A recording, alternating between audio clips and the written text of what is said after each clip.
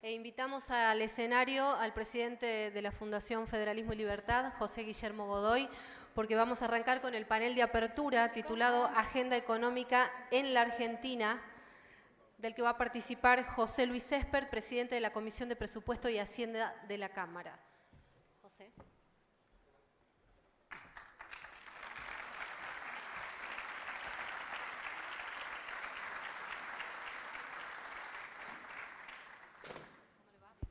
Hola, hola, ¿cómo te va? Gracias.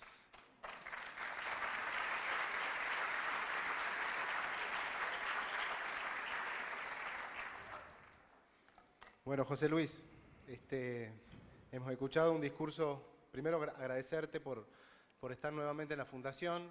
José Luis está apoyando a la organización desde sus inicios. Esta es una fundación, como ustedes saben, que nació en Tucumán hace 12 años y se hizo con mucho esfuerzo, en momentos en donde defender las ideas de la libertad era muy complejo.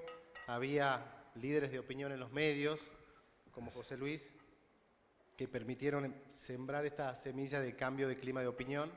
Y José Luis tiene una relación especial con Tucumán, que también nos gustaría que nos digas cuál es tu relación con Tucumán. Para empezar. Bueno, para empezar hay muchos experts sin T en Tucumán. Yo soy expert con T, así que siempre me dicen, doctor, usted es abogado, médico, así hay muchos experts. Bueno, yo viví en Tucumán durante 2 años, estoy haciendo la maestría en Estadística Matemática de la Universidad de Tucumán. Pasé 2 años hermosos, allá en los 80. Y después, bueno, entablé una relación de amistad muy grande con un prócer acá de Tucumán, que es Víctor Elías, y su hijo, que Dios lo tenga en la gloria, el gran Víctor, un hombre brillante y generoso como pocos, ¿no? Por la brillantez que tenía. Es poco común encontrar gente tan brillante y tan generosa y humilde como Víctor, o como era Víctor. Pero esas dotes de buena persona, de humilde, generoso, la heredó el hijo, Julio, que fue mi director de tesis doctoral.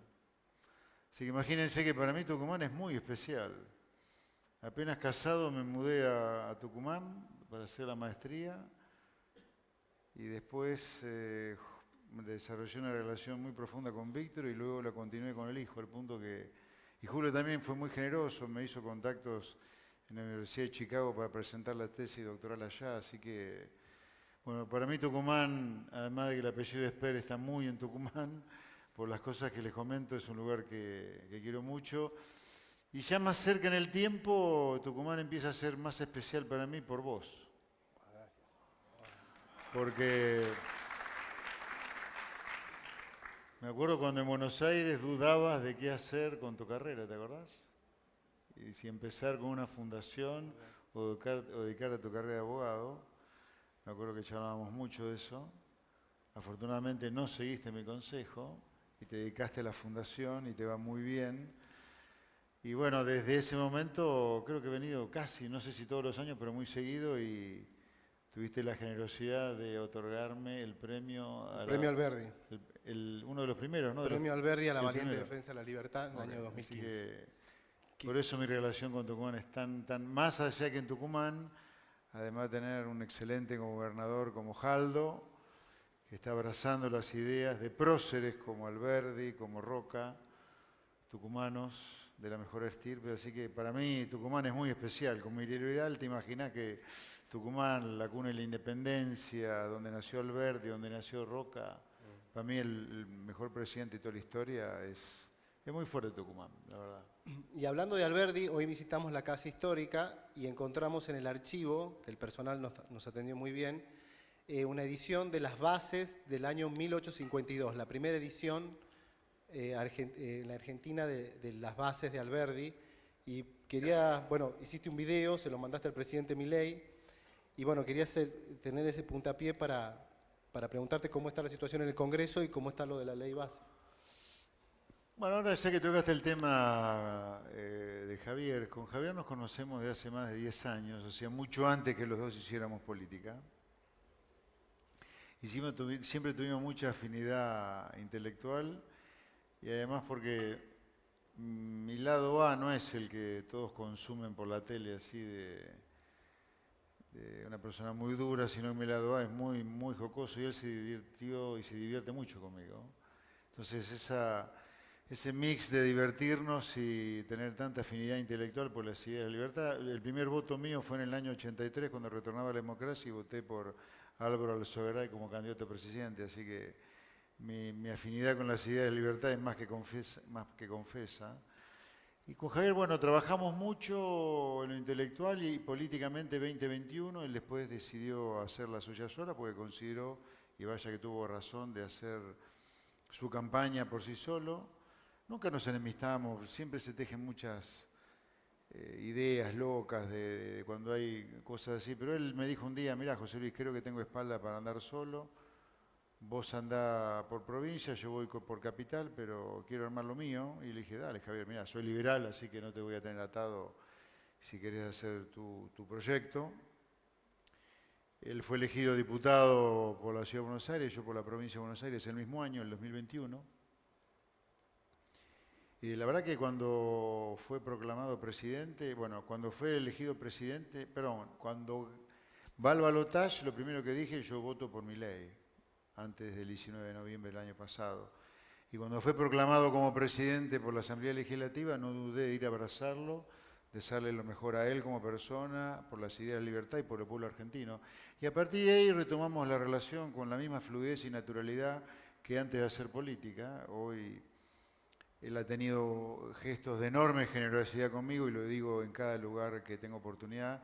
Javier Milei conmigo ha sido muy, muy generoso desde nuestro reencuentro, por decirlo de alguna manera, a partir del 21 de noviembre, cuando él fue proclamado como presidente por la Asamblea Legislativa.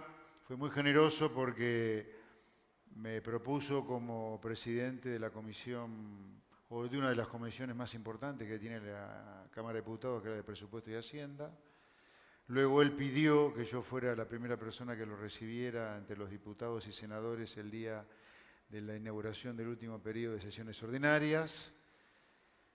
Yo le repliqué, le respondí pasando a pertenecer al bloque de La Libertad Avanza, o sea, hice la gestión administrativa frente a la presidencia de la Cámara para ser parte del bloque, yo soy parte del bloque de La Libertad Avanza.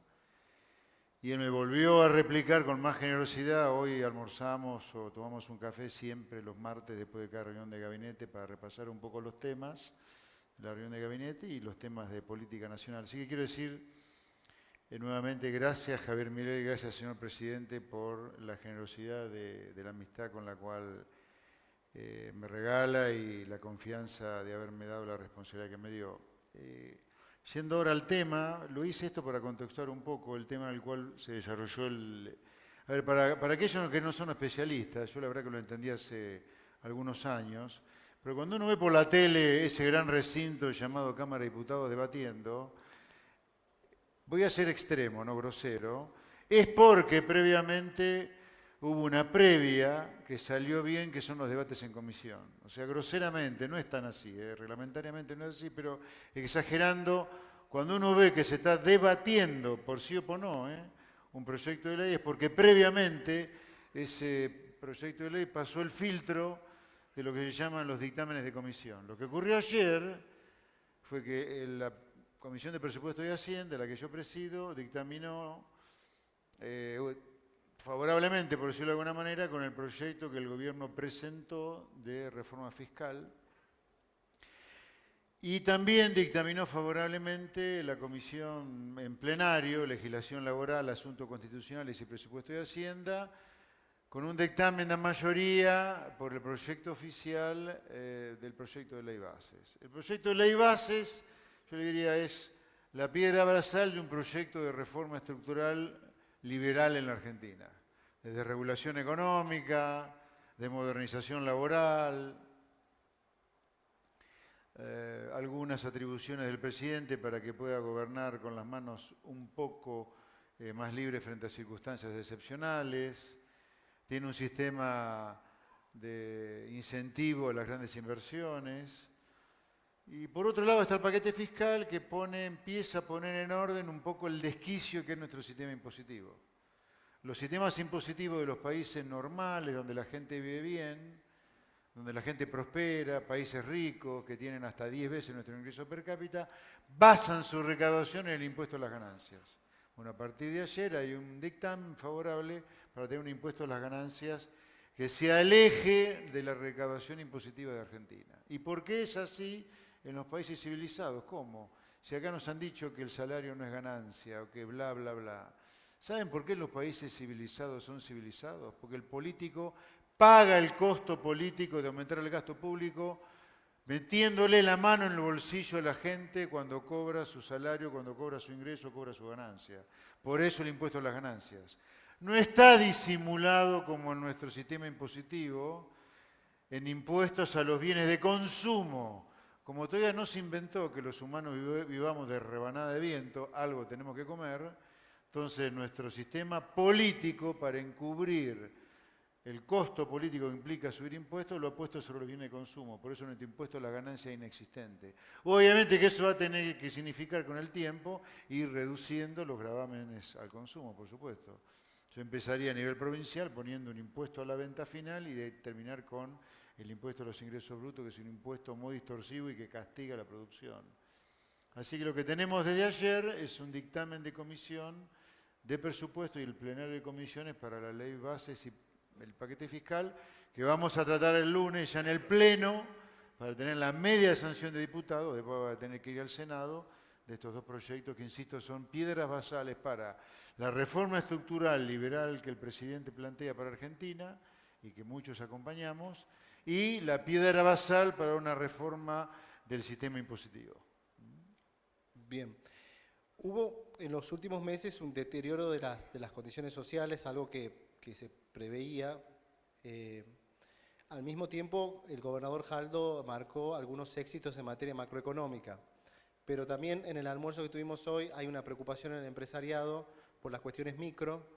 Entienden que si no se avanza en este paquete de desregulación, la productividad argentina no va a crecer y por tanto en contracara nos encarecemos en dólares. Los costos están cada vez más caros en dólares y eso solamente se solucionaría con una devaluación, digamos. Entonces, ¿cómo ves ese dilema de que si no se avanza en las desregulaciones, no se avanza en la productividad, pero si seguimos regulados, o sea, seguimos con este sistema muy corporativista, vamos a seguir vamos a tener un dólar muy planchado y eso se va a traducir en aumento del desempleo. Digamos, la Argentina cuando fue muy cara en dólares, generalmente hubo problemas como tiene falta de productividad, tiene problemas de desempleo. No sé si me enredé, pero quedó claro. No, está claro, está claro. Cuando Argentina hubo, durante los 90, que fue, por decirlo de alguna manera, hasta ese momento el cenit del liberalismo en Argentina desde que volvió la democracia, lo que en algún momento Argentina, por más que tenía una ley de convertibilidad que impedía devaluar, devaluó. Lo cual demuestra que por más que uno ponga algo en la letra de la ley, si esa letra de la ley que económicamente no tiene correlato, a la larga, la realidad termina borrando lo que uno pone en la letra de la ley. Particularmente en materia económica, que es de lo poco que yo conozco. Pero bueno, el hecho que la convertibilidad haya terminado fracasando en parte fue por el dólar barato. Y el dólar barato no vino, como algunos dicen, por la apertura económica, que fue muy poco la apertura económica que hizo Menem, porque decir que el Mercosur es una gran apertura económica es reírnos en la cara de nosotros mismos, porque el Mercosur es de los bloques más cerrados al comercio que hay en el mundo. Si hay un desafío para que Tucumán sea Abu Dhabi, por ejemplo, y el norte argentino sea rico y el país sea rico, es ir a competir con el mundo y comerciar con el mundo. Argentina tiene todo para ganar con el comercio. Al revés de los que nos han hecho creer muchos empresarios que viven de la sustitución de importaciones y la prebenda estatal. Pero la reforma estructural que faltó durante la convertibilidad fue una drástica reducción del tamaño del Estado para lograr déficit cero, que nunca lo tuvo la convertibilidad, sino además reducir impuestos, que ya eran altos durante la convertibilidad. Y hoy, sin embargo, tenemos un gobierno que tiene déficit cero del primer día de gobierno, prácticamente hablando. Así que hay un primer horizonte, una primer vaya que este gobierno, el del presidente Javier Milei, ha saltado, ha pasado, o el primer Rubicón que hemos pasado, que es el del déficit cero, lo tenemos, que fue lo que rompió la convertibilidad. Argentina tiene déficit fiscal cero. Y nosotros vamos por un objetivo mayor todavía, justamente para que el dólar de 1000 sea sostenible, que es reducir tanto el gasto público que tengamos superávit fiscal para bajar e eliminar impuestos. Así que ya tenemos un cambio estructural grande respecto a la convertibilidad. En segundo lugar, te diría, muchos empresarios, yo lo sé, eso han puesto los precios pensando en el dólar de 2000. No va a venir el dólar de 2000. No hay solución micro a eso. Van a tener que bajar los precios si quieren vender. Van a tener que bajar los precios para que la economía empiece a rodar, a crecer y a generar empleo y a que no se licúe más el capital de trabajo. Porque acá, por eso en parte hubo problemas con homologar el acuerdo de camioneros en su momento. Si la inflación va a un dígito, el Ministerio, la Secretaría de Trabajo no va a convalidar aumento de salario de 30 en un bimestre. Si vamos a inflaciones mensuales de un dígito bajas incluso en algunos meses. Entonces todo donde tiene que converger donde va la inflación. El gasto público, la emisión monetaria, los acuerdos de salario, todo tiene que converger ahí. Por eso también el accionar en la defensa de la competencia. A ver, hay una ley de defensa de la competencia que prohíbe los acuerdos entre empresarios para no competir.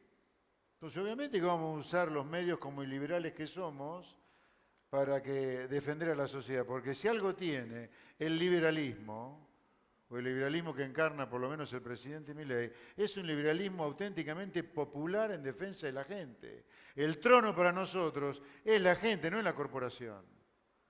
Por eso la defensa de la competencia, por eso la apertura económica, para que un auto no cueste como un transatlántico, o una remera de algodón no cueste como un BMW, no. Vamos a las reformas, así, en esta primera etapa en materia de reforma laboral hemos podido ir solo, si ustedes quieren ver el medio vaso vacío, por el régimen de multas, el régimen temporario y el fondo de cese.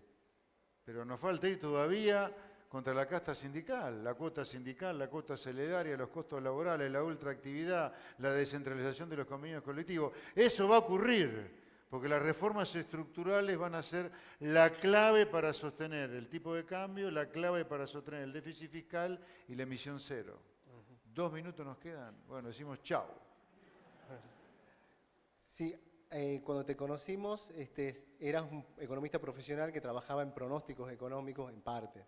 Pero ahora tenés otro rol. Pero si le podés decir a la sociedad en qué momento va a empezar a sentir que la economía se empieza a recuperar, si tenés alguna estimación de plazos temporales. Sí, yo creo que, a ver, la inflación va a un dígito bajo ahora, en abril nomás, ya empezamos con un dígito y vamos a ir a bajar más la inflación todavía en mayo y junio y el segundo semestre vamos a tener una inflación muy, muy baja.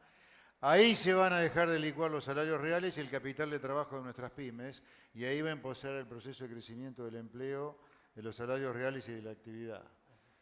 Lo que sí les quiero decir, porque sé que no tenemos tiempo y no quiero abusar de Guillermo Francos, que me sigue, ¿no?, en el uso de la palabra, es decirle que el camino que representan Jaldo en Tucumán hoy, Javier Milei a nivel presidencial y lo que estamos haciendo en el Congreso junto con el PRO, el radicalismo, la coalición cívica, Hacemos, Cambio Federal, Innovación Federal y otros bloques amigos o cercanos a la idea del sentido común, es lo único que hacen los países donde la gente vive bien. Ese es el tema acá. ¿Somos liberales? Por supuesto que somos liberales. Y orgullosamente liberales de Alberdi, de Julio Argentino Roca, de Esteban Echeverría, de Sarmiento. Pero además coincide que el liberalismo es sentido común. A ningún país se le ocurre tener baja inflación emitiendo. A ningún país se le ocurre no tener evasión rompiéndole la cabeza a los ciudadanos a impuestos. A ningún país se le ocurre no tener gran fuga de capitales como nosotros cuando nos pasamos defaulteando la deuda, robándole los depósitos a la gente, las jubilaciones a la gente o el capital de trabajo a las empresas, o impidiéndole no girar utilidades. Si queremos que entren capitales, dejémoslo que se vaya cuando quieran. ¿O alguno va a entrar si lo meten en una celda? Los países donde la gente prospera tienen sindicalistas que defienden al trabajador, no el interés corporativo. Los sindicalistas que realmente defienden al trabajador son los primeros monetaristas, porque se sabe que la inflación es un fenómeno monetario, que rompe los salarios de los trabajadores. Un sindicalista en serio es un monetarista en algún lugar, que defiende otra cosa además del monetarismo. Defiende que la negociación sea lo más descentralizada posible. ¿O ustedes creen que la Volkswagen en General Pacheco junto con Esmata va a poder saber mejor que un taller mecánico en Famaillá, acá en la provincia de Tucumán, qué salarios pagar, qué régimen laboral tener, cuántas horas trabajar, cuántos turnos tener, qué horario de descanso dar?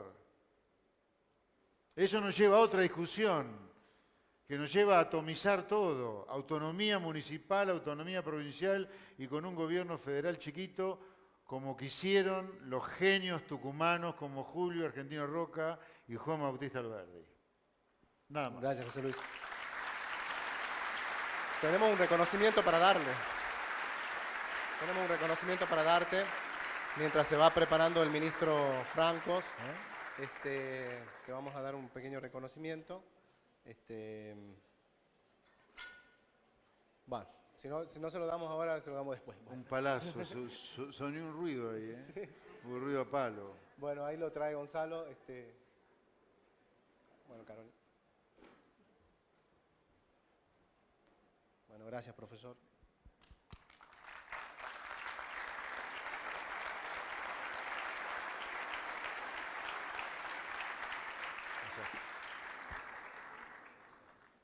Vamos a dejarlo al ministro. Lo dejamos al ministro. Gracias. Guillermo, todo tuyo. Muchas gracias.